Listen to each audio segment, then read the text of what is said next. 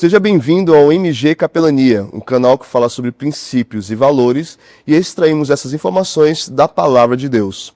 Hoje o tema é: e se eu não for suficiente? Nessa semana vamos falar sobre ansiedade e neste mês estamos falando sobre o Janeiro Branco, que é justamente a questão sobre saúde mental. No tema de hoje, algumas perguntas podem permear a mente das pessoas. Por exemplo, e se eu não for bom o bastante? E se eu não der conta do que esperam de mim? Eu separei algumas perguntas aqui para fazer você refletir sobre. Como, por exemplo, e se todo mundo for melhor do que eu? E se eu falhar, por que não sou capaz? Você percebe? São perguntas em que a pessoa ela se cobra e ainda assim são coisas que envolvem decisões para o futuro. Essa é uma ansiedade interna. Não é medo necessariamente sobre o futuro. É medo de não ser suficiente. Vivemos na era da comparação. E você já percebeu isso. Não somente as redes sociais, as mídias sociais, mas de modo geral nós temos uma tendência a sempre olhar para o lado. Sempre tentar comparar a nossa vida com a do próximo. E isso pode causar em muitas pessoas um tipo de autocobrança ou de insuficiência. Nesse sentido, o que percebemos quando olhamos para a Bíblia é que ela traz algumas soluções e com certeza vamos utilizar mais uma história da Bíblia e extrair dali informações que sejam relevantes sobre esse assunto. O personagem, a pessoa que nós escolhemos para poder falar sobre este assunto é Gideão. Você sabe bem a história. Gideão fazia parte do povo de Deus e naquela época quem oprimia o povo de Deus eram os midianitas. Deus faz um chamado a Gideão. E eu queria aqui ressaltar o que está em Juízes 6, versículo 15. Lá fala assim: minha família é a mais pobre, e eu sou o menor da casa de meu pai. Você percebe? Basicamente ele está falando assim: Deus, o Senhor escolheu a pessoa errada. Percebe? Deus, o Senhor não escolheu a pessoa certa, escolheu a outra pessoa. E na verdade Deus escolheu o Gideão. Quando Deus escolhe alguém na Bíblia, a gente às vezes tem ali a falsa impressão de que ele escolhe os melhores, no sentido de super-heróis. E na verdade ele escolhe pessoas comuns, como eu e você. A Bíblia não é um livro de pessoas perfeitas, é um livro de pessoas comuns, onde Deus traz o extraordinário a partir da própria história. Olha só, perceba.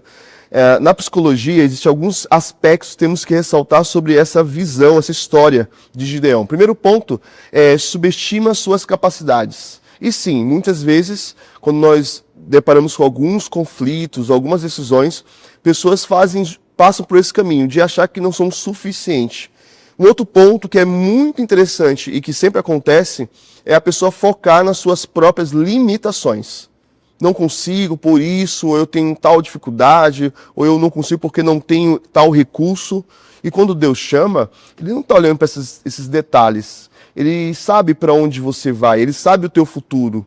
Então, não necessariamente Ele tem interesse nas coisas que você está fazendo agora, no sentido de recursos ou força, mas naquilo que você pode se tornar.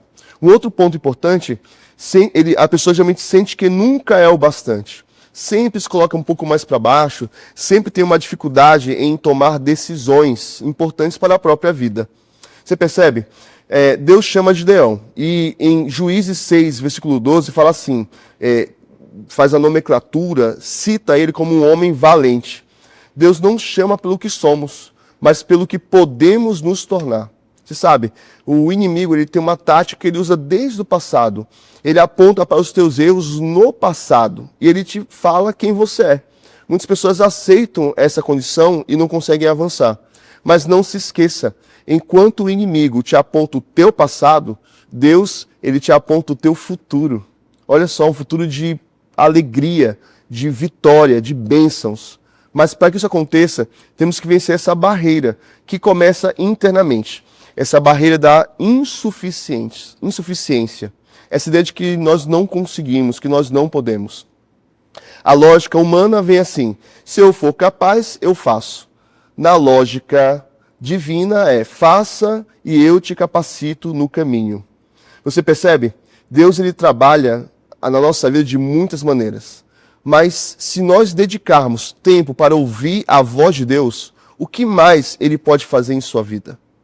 Que você tenha uma vida mais plena, mais leve e entenda, mesmo em situação onde você perceba ou o que você acha que não é suficiente, Deus te escolheu para um propósito maior. Coloque Deus no centro da sua vida. Neste momento, vamos falar com Deus. Senhor, obrigado por mais um dia. Obrigado porque entendemos aqui a importância de colocar o Senhor no centro de nossas vidas. Que o Senhor venha tirar da gente toda essa ansiedade que nos paralisa para grandes decisões.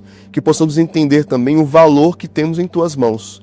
Que esses grandes dilemas da vida possam ser nada, mediante a tudo que o Senhor tem a nos oferecer. Cuida da gente. Perdoa, Pai, os nossos pecados. E é o que eu te peço, em nome de Jesus. Amém.